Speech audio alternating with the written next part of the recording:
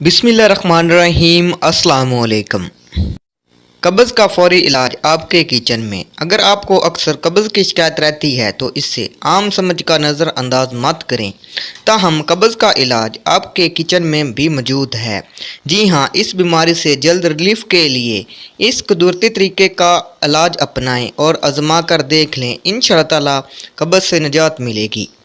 किशमिश फाइबर से भरपूर होने के साथ साथ किशमिश टार्टरिक एसिड भी शामिल होता है जो कि हल्के तेज़ाब जैसा असर दिखाता है।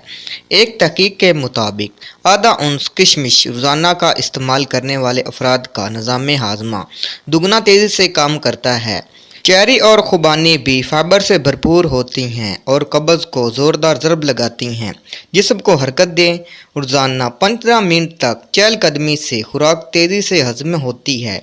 अगर ज़्यादा खाने के बाद गनुदगी महसूस कर रहे हो तो लेटे की बजाय चहलकदमी की कोशिश करें। जिस्म से हज़म का अमल तेज़ हो जाएगा और कब्ज़ की शिकायत से बच जाएंगे।